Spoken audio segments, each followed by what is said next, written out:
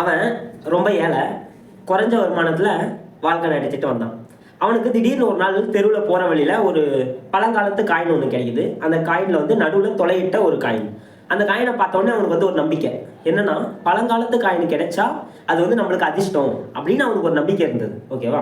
So அதனால் அந்த coin எடுத்து கோட்டு பாக்கெட்டில் போட்டுக்கிட்டு அன்றைக்கி போயிட்டு வேலையை போயிட்டு தொடங்குறான். அன்றைக்கி வந்து நல்ல வருமானம் அவனுக்கு. ஓகேவா? அதுக்கப்புறம் தினமும் அந்த காயினை வந்து தொட்டு தொட்டு பார்த்துக்கிட்டு, கோட்டில் இருக்கு இல்லையா, அதை தொட்டு தொட்டு பார்த்துக்கிட்டு அப்படியே அவனோட வேலையை வந்து ஸ்டார்ட் பண்ணுறான். எல்லாம் நல்லபடியாக போகுது. அவனுக்கு வந்து காசு, பதவி, புகழ் எல்லாமே அவனுக்கு தேடி வருது. திடீர்னு ஒரு நாள் வந்து அந்த காயினை வந்து எடுத்து பார்க்கணும் அப்படின்னு நினைக்கிறான். அப்படி எடுத்து பார்க்குறப்போ அந்த இடத்துல அந்த காயின் வந்து இல்லை. எப்படி இருக்குன்னா, அது வந்து துளையிடாமல் ஒரு நார்மல் காயினாக இருக்குது. அதை போயிட்டு அவனுடைய மனைவி கிட்ட போயிட்டு கேட்குறான், இந்த மாதிரி என்னோட காயினுங்க இதில் வந்து துளை இல்லையே நடுவில் அப்படின்னு சொல்லி கேட்ட உடனே அவனுடைய மனைவி வந்து சொல்கிறேன், என்னன்னா நீங்கள் என்னைக்கு எடுத்துகிட்டு வந்தீங்களோ அன்றைக்கி அடுத்த நாளே நான் அந்த கோட்டை கொண்டு போயிட்டு வெளியே போயிட்டு உதறினேன்.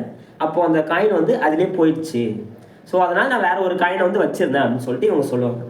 இதுலேருந்து அவன் என்ன கற்றுக்கிட்டான்னா, நம்மளுக்கு தன்னம்பிக்கையும் விடாமுயற்சி இருந்தால் கண்டிப்பாக நம்மளுக்கு வந்து வெற்றி வந்து நிச்சயம் அப்படின்றத அவன் புரிஞ்சுக்கிட்டான். அதுக்கு மேலே அவன் வந்து உழைச்சி சம்பாதிக்க ஆரம்பிச்சிட்டான்.